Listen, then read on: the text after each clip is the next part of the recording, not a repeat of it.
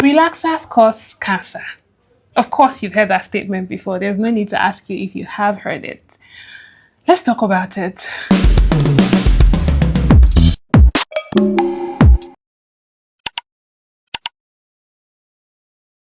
Hi guys, you're welcome back to my channel. My name is LZ and my hair is LZ. If you are new here, I hope you are here to stay, so please hit that subscribe button. If you're not yet subscribed, we just talk about everything growth, hair growth for now, but really just growth generally. So that's your cue to know that there's so much more to come on this channel. So have you ever heard about the term propaganda? Hold on. You watch a couple of my videos, I'm sure you're already getting used to the amount of intellectual conversation, even when you don't agree, that we have on this channel. So yeah, hold on. Now, propaganda has suddenly become the same thing or synonymous with lies, but propaganda is not lies. Propaganda is not necessarily false. It is just information that is presented in a way to persuade you towards a particular conclusion. So sometimes it is actually true. It's just that the intent behind it and the crafting of the conversation is done in such a way that there's a lot of context that is completely missing. And this is a problem. So the question is not whether it is true or false. The question is, what is this information trying to get me to do? Because propaganda is just communication that is aimed at influencing the attitude of a particular set of people towards a particular already predetermined direction. And it usually involves using emotionally charged language, selective information, just to promote this specific viewpoint. So you see it in various forms in political campaigns, in advertising, and even in historical events.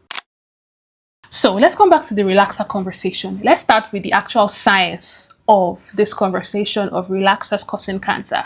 Because yes, there actually is legitimate research that shows the association between the frequent use of chemical relaxers and a higher risk of uterine cancer, basically due to some ingredients that has been found to have the possibility of disrupting hormones. So this is not false. However, what triggers a research? Stay with me. There are usually a couple of things that could trigger researches. First of all, a knowledge gap, just the understanding that there's not a lot of information around the subject. So it will prompt some people to go ahead and research about this and bring about the right information to fill in that knowledge gap. Another thing that triggers research is practical problems, just trying to develop new techniques. It's why there's a lot of founders and startups every day, because we're constantly finding ways to find new techniques, to do things and get things done in a more efficient manner. Another thing that triggers research is just personal curiosity. But of all of these things, there's one particular thing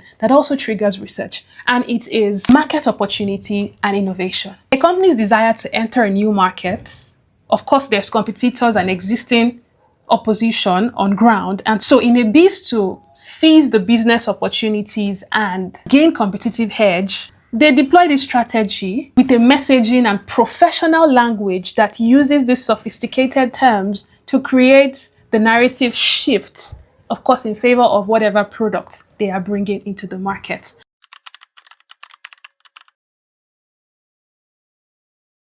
Why is all of this important? It is important to know that even though propaganda is not necessarily false, it is deliberately crafted to influence people's behaviors using persuasive techniques, emotional appeals, biased language. It is often tied to a specific agenda and viewpoint, which is usually not the full or accurate picture. It will present one side of an issue and selective part of an entire information, analyze that fact to support that certain message. And it always tries to evoke strong emotions like fear, anger, and patriotism.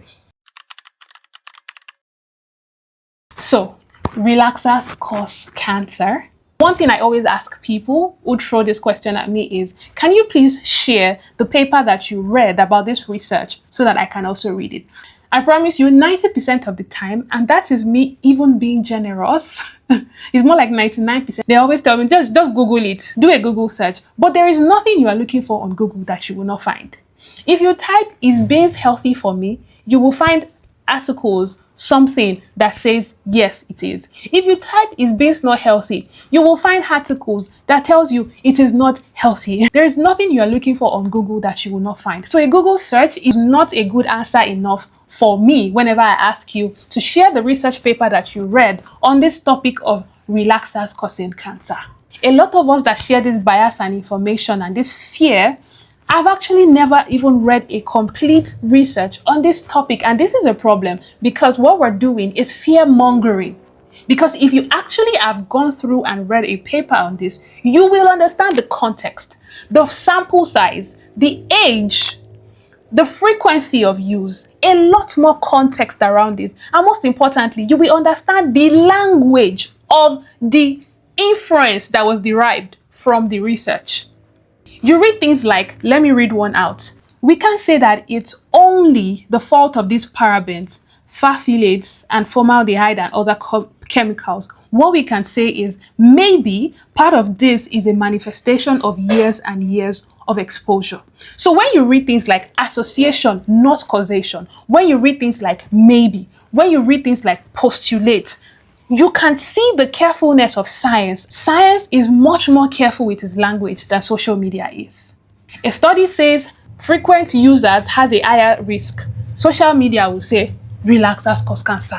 And it just goes spinning and spinning and spinning and spinning like that. And before long, nobody even know the exact thing that the research was trying to say. And the narrative just keeps evolving. All these contexts are missing when we just lump all of that into one line. Relaxers cause cancer. Now, this is not to say that the context makes the findings less important. It just actually makes it clear what is said and how it is understood. When I read comments from people saying, oh, relaxers cause cancer, you should leave relaxers. Yes, they're talking about it like it's really these health concerns that they are so bothered about. When the conversations really get where it gets to, we realize that it's really not the health that you're bothered about. For instance, what is the #1 carcinogen in the world? That's alcohol. Then just not too far from it is things like sausages. These same people in the comment section fighting about relaxers are in the club every Friday, downing bottles and bottles. So you want to ask, are you really bothered about your health? Or is it really that there's an underlying conversation about these relaxers? It's really a conversation about race, about identity. It's really the attempt, genuine attempt, to just see that every one of us have a united front on how Black people should look like. And I understand it, but I also see and always call out the hypocrisy of it. There are too many nuances to identity to keep flogging this one issue of how straightening your hair suddenly makes you less of a Black person. 90% of the time, and again, this is me being generous, very few people are actually bothered about the health concern. What they are actually talking about is the cultural response. It's more of a cultural response. It's more of a, we really don't want Black women to still be straightening their hair in 2026. But I always say that the freedom that you are trying to defend, that these, ancestors fought for us to be able to wear our curly hair, is the exact freedom that you are trampling on when you are insisting that nobody must wear their hair straight. It's a personal decision. So if you continue to relax your hair, please make the decision not out of guilt. And if you stop relaxing your hair, make this decision not out of fear. From this actual research though, there are a few things to pay attention to. If you choose to continue using relaxers, moderation is key. Why are you relaxing your hair every week? It wasn't the use of relaxers that was even researched about. It was the frequency of use. So 2-3 times a year is okay. Why are you relaxing your hair 6, 8, 12 times a year? Then the manner of use. Please follow the instructions on the box. Why are you leaving relaxers on your scalp for 1 hour, for 2 hours? Why?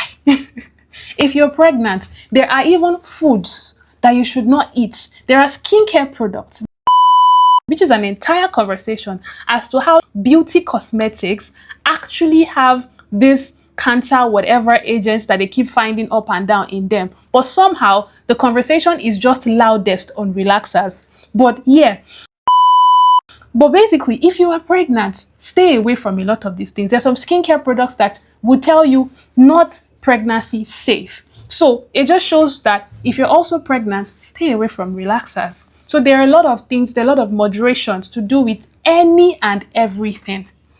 And if you choose, based on this research, to stop relaxers, that's also fine. And I also agree that it's important to share useful information with people that you love. Just be careful that you are not fear-mongering. Share what the research actually says, not your own inference, not what you think, what the research actually says in the context of it, not the headlines that strip away all of that context. Fear is not the goal. Don't be a fear-monger.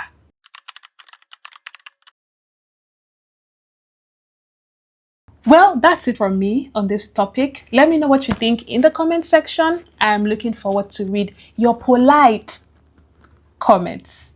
Thank you so much for watching. I will see you in the next video. Bye, guys.